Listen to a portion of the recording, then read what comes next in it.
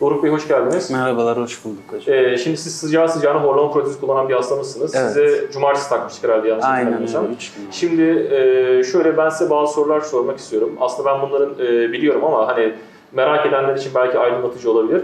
Şimdi siz buraya başvurmadan önce ne gibi şikayetleriniz vardı? Neden bize geldiniz? Bununla alakalı biraz özetler misiniz? Şimdi ben buraya gelmeden önce aslında benim pek bir şikayetim yoktu.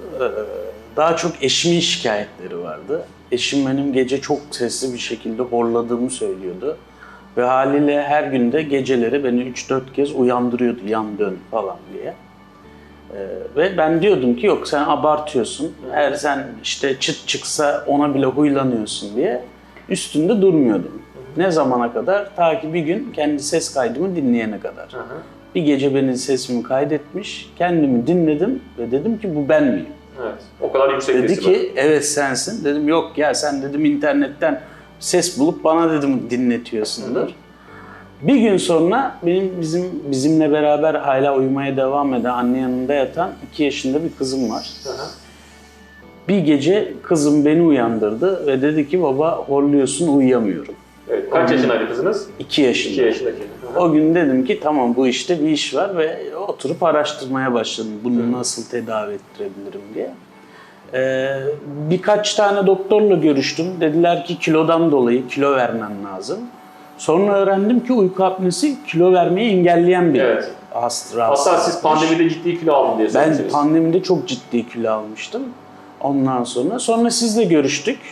Bir de şey söylemiştim, hani hatırlatmak babında söylüyorum. Eskiden 4 saat uyku, 5 saat uyku Tabii yeterken... ben eskiden, şimdi ben hayatım boyunca genelde geceleri çalışan bir adamım. Haliyle sabah erkenden de kalkıp işime gücüme bakıyorum. Bu yüzden ben günde 4 saat uyuduğum zaman bu beni çok rahat yetiyordu günde 4 saatlik uyku. Ama bu pandemiden sonra bu kilo alımıyla beraber bana uykular yetmemeye başladı. İşte bu horlamanın da getirdiği bir yorgunluk başlıyordu sabahları kalktığımda. Günde 8 saat uyusam bile hala kendimi uykusuz ve yorgun hissediyordum sabahları kalktığımda. Sonra işte sizle görüştük, bu protezi aldık. Yaptık. Sonra neler oldu? Eşiniz Ben açıkçası bu proteze çok inanmıyordum. Çok güvenmiyordum daha doğrusu. İnternette ben de böyle videoları izledim, yorumları izledim ama bunların diyordum ki ya bunlar pazarlama, reklam, şu bu diye düşünüyordum. Çünkü ben kendim aslında reklamcıyım. Evet. Ondan sonra. Neyse eşimin ısrarı üzerine geldik, denedik.